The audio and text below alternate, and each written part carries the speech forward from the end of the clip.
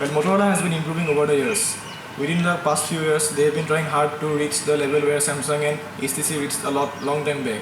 In 2014, with the Moto Turbo, they really pushed forward a good device, but it was not able to meet the demands of the customers. Then the next year, in 2015, they did not come up with only one device but two, because they had to build a device for Nexus, which was the Moto Nexus as it was called back then, which was a pretty niche device, but it was not able to be a big hit because of the price point that it was sold at. And so this year they thought of coming up with a device with a very refined look and some new evolutions in the smartphone industry. In this year they came up with two devices, the Moto Z and the Moto Z Play, and also brought forth a new thing known as the Moto Mods, which they thought would be a great hit, but it's a very polarizing affair. Some people out there are really liking this feature, while others out there think that it's not quite necessary for Moto Mods to be a part of the smartphone industry. So let's take a look at how the Moto Z Play, the one we have here, that costs around 25,000 bucks here in India. So let's see how much of a success Motorola will be able to gain with the Play edition of the Moto Z this year. So let's start with the design. Motorola has always been very straightforward with their design language. For the past few years though, they have been trying to experiment with their design language.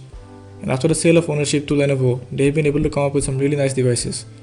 The Moto Z Play looks quite beautiful, to be honest. It looks exactly like its costlier sibling, the Moto Z, with some added weight and thickness. And just like its elder brother, it sports the new foundation of Motorola/Lenovo, that is, the Moto Mods. The Z Play also sports the same magnetic architecture, which helps you add Moto Mods to complement the usability of your device. The Z Play comes with a free style swap Moto Mod made from bamboo, which fits in perfectly.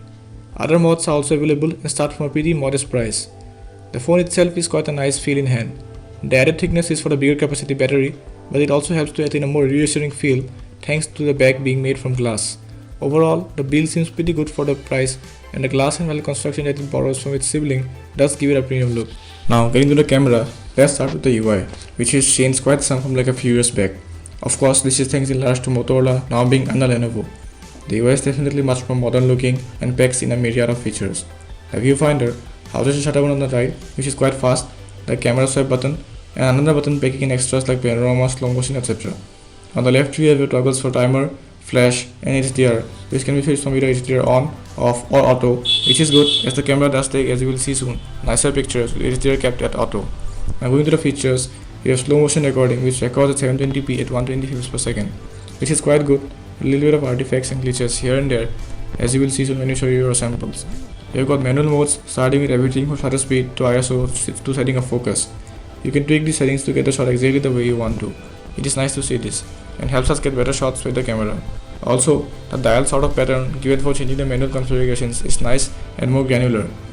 Panorama does a nice job of switching the scene, and thank God, unlike many other phones in this price range, you can take panoramas horizontally as well, which I personally prefer more and believe makes more sense when taking panoramas. You just need to tilt the phone from left to right and you get yourself the shot you want. The transition in switching from the rear to the front camera is pretty smooth.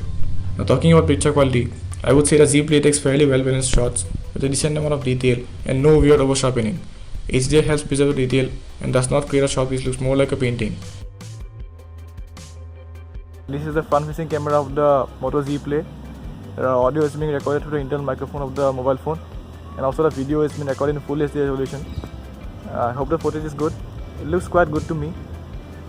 The shadows, the sun's flares are falling direct only upon my eyes, so I'm not being able to open my eyes properly. I hope it's good. Recording of the Moto Z Play. So I'm going to just pan around the camera a little bit, and you can check out the details and other quality samples for yourself.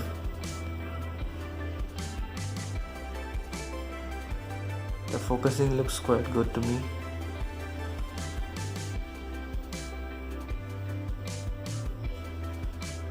There is no video stabilization,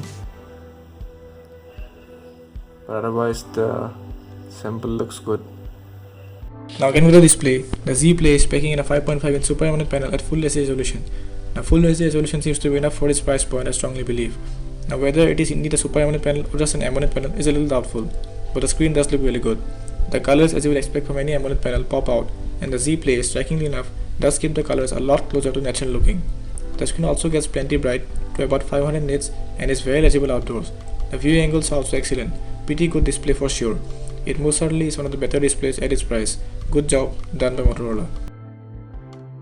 A general use with the Z Play was, well, if I were to put it in one word, I would call it refined.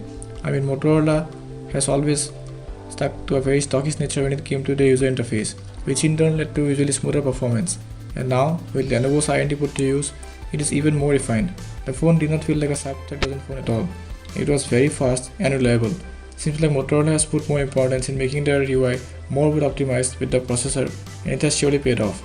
The Snapdragon 625 SoC that Motorola has used is said to be one of the most power efficient chips from Qualcomm's stack, and it truly was.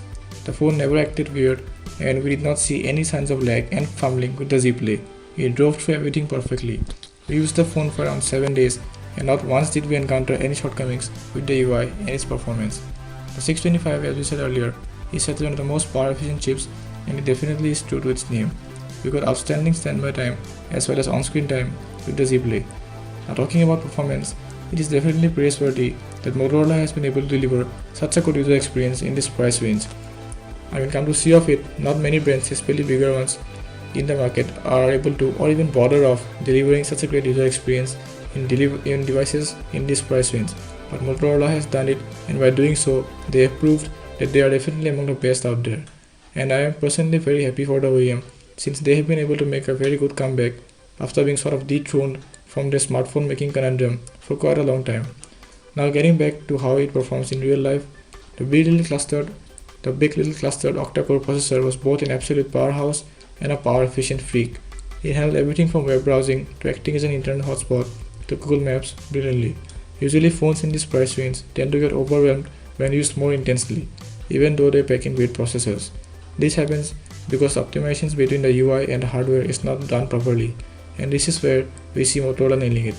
The phone was perfectly smooth, obviously something we expected from a stock-like UI processing phone, but not so much. Upload times were great, and the phone had no issues with jumping across different apps. And of course, not to forget, small conveniences that Motorola has packed in are obviously there and are more useful than gimmicky. These are not any unnecessary fancy tricks that OEMs bake in for a novelty factor, but are generally useful features like Moto Assist and Moto Support. Then you have ambient display and things like checking the phone when turned off to open the camera, double tapping the phone to turn on the flashlight, etc.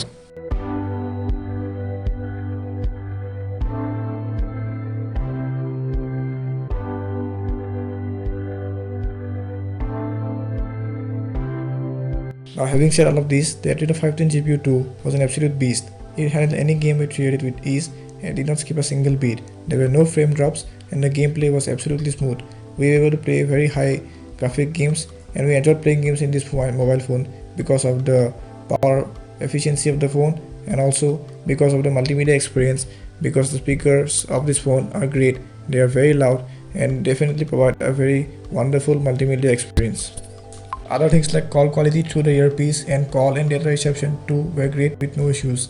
The loudspeaker was also very loud and clear. Last but not least, the fingerprints responsive, with it failing to read our print only 1 among 10 times. So the Z Play might not be for all. With the better devices with excellent hardware features like the OnePlus 3 and ZTE X17 selling for just a few bucks more, a Z Play might not make it into the hands of every customer out there. But for anybody who is looking for a beautiful device with good enough hardware features and a great battery life device, this will definitely be. So if you were to ask us as to whether we should consider this phone and as to whether we should recommend this phone to you, we will definitely put our money on this phone. And so this was our look on the Moto Z Play. Hope you liked it. I was Connor here from Tech Unique, and we'll be seeing you in the next one.